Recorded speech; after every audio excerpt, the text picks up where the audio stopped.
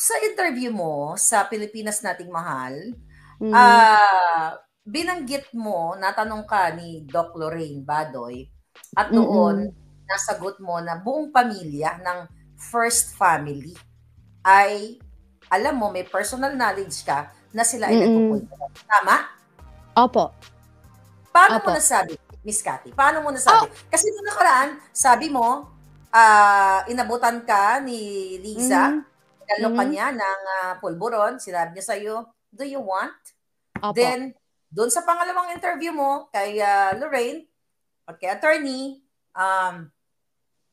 sabi mo, buong pamilya. Paano ka nakakasiguro na buong pamilya?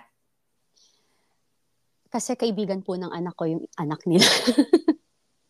Oh my God. So So, may that's connection. part, may connection po. At saka again and again, public po. Naging kaibigan ng anak ko. And it's sad to say, like, one of my kids, when I left for US, para umiwas po sa pangbubuli nila and everything, and para hindi madama yung pamilya ko, umalis po ako.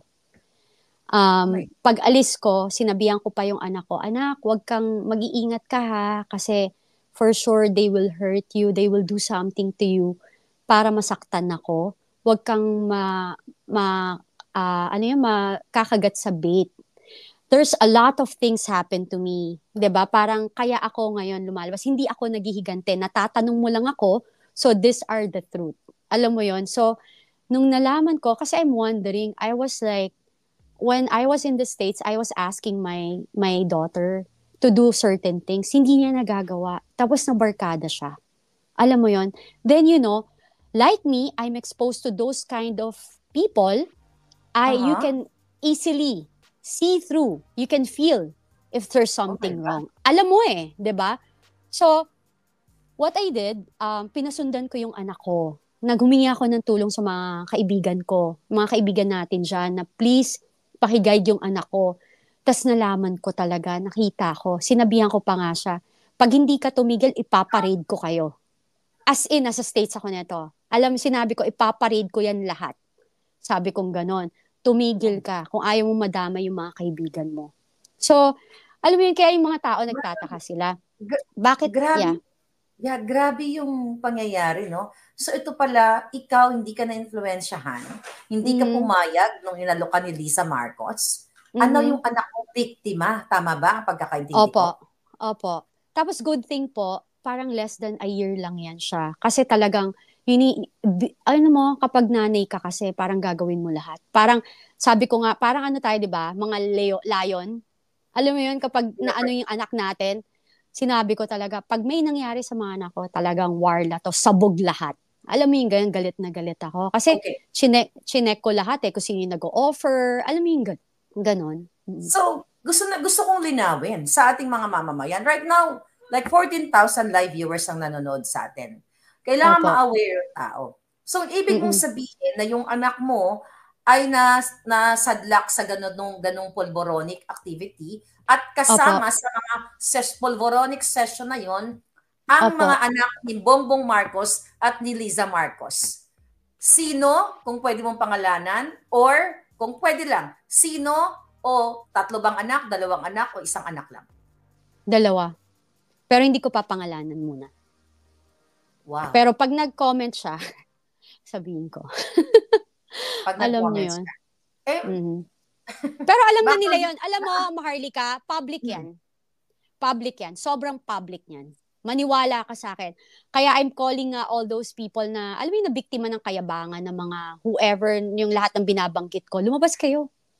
Lumabas kayo okay. lahat. Kasi marami naman Grabe. nabubuli because of their fame, power, and money. Yeah. Yun. Alam, Mm-mm. sabi ko nga, I don't know kung na-mention ko nung nag-interview tayo, nung May 9 kasi, mayroon siyang isang anak, isa sa anak niya, na talagang naka face-to-face ko siya. At Mm. alam mo, binidyohan ko siya, sabi ko, mag-greet ka sa aking mga palangga, sa mga followers. During that time, Mm. hi na hi siya. Hindi lang ako sure kung ano yung tinira niya.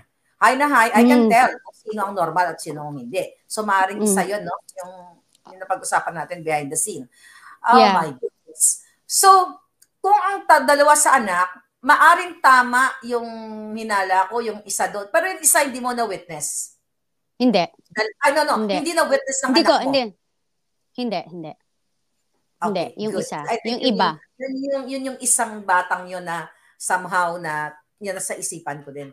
So, yung anak mo kasama sa session based on yung naikwento niya sa'yo, itong dalawang anak ng presidente at ng itong Lisa Tanas?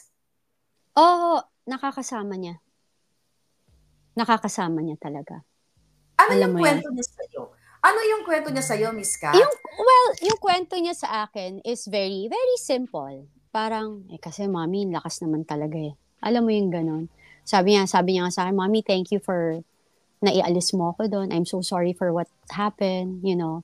Kasi talagang nagalit ako. Kasi sabi ko sa kanya, you know that for a fact na ang dami nating dinadaanan, tas ba't ka pumasok sa ganyan? Alam mo yon.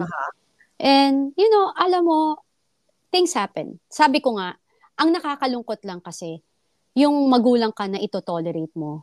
I guess, if you're doing it kasi talagang okay lang din, nagiging normal, di ba? Parang ako kasi hindi abnormal yan eh. Sabi ko nga sa'yo, hindi ko magets eh. Bakit ang daming pera, sikat na, kabobohan na magte-take ka ng ganyan. Feeling la social sila kasi nagpopolboronic sila. Katangahan ho yan. Kayo po yung pinaka-cheap for me kasi you're doing that. Kasi dinidegrade niyo yung pagkatao niyo by doing it.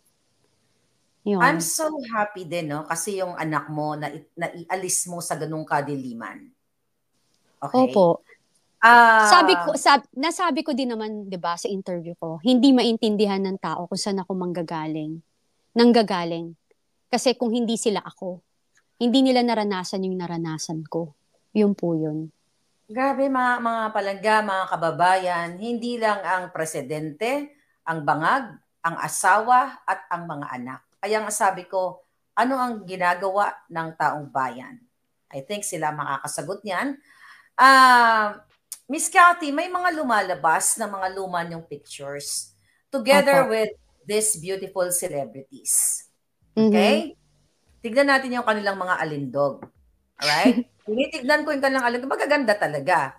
Ikaw dito, ang ano mo dito, ang katabi mo dito, actually, idol ko to nung bata ako dito, ako nakaka-inspire sa kanya mga pananamit talaga. Sinabi ko naman to pa ulit-ulit. Ikaw, sila Greta, tingnan ko pa yung muka. La Greta, Karen Jimeno. Ito, si Karen Jimeno. I don't know kung natatanda mo yung pangalan nila. Miss Aperin, okay? Si Shasha Padilla. May nag-send sa akin kahapon nito na magagandang dilag. Kilala mo ba itong mga taong lahat? Itong mga to? Opo, pero you know, parang like si Shasha, hindi ko siya close. I think that photo kasi galing yan sa bahay ni Noel Oñate. Because as I remember, that's the only place na na-meet ko si Shasha. Hindi ko makakalimutan. Bahay ni Noel Oñate. Ito yung nabanggit ko na may nagsabi sa akin na si Noel Oñate, tinatanong ko siya na miyembro siya ng Polboronic Gang o Polboronic Boys. Tinatanong ko nga siya. So kung bahay ito ni Noel Oñate, I want to be fair. Okay? So kahit na magaganda itong mga babaeng ito, yan bang time na yan nagkaroon ng Polboronic session with these girls? At ito ba itong mga magagandang babaeng ito, masasabi mo ba na sila ay hindi nagpolboron? Opo, hindi. Hindi po. We just love to sing. Okay, good. Kasi usually, pag gumagawa kami ng get-together, may kantahan yan. Mahilig kaming kumanta. Pero hindi yung mga yan, wala ho yan. Hindi ho gumawa ng anything na ganon. Alam nyo po, makikita nyo sa kulay ng balat. Makikita nyo sa action. Makikita nyo sa ipin. Yun po. Makikita nyo lahat. Matitino po yan, matitino, in a way. Siguro hindi sila perfect, pero hindi sila nagpopolvoron. Yeah, okay, that's good. At least malinaw tayo dyan kasi may mga kakilala tayong mga personalidad dyan, ano?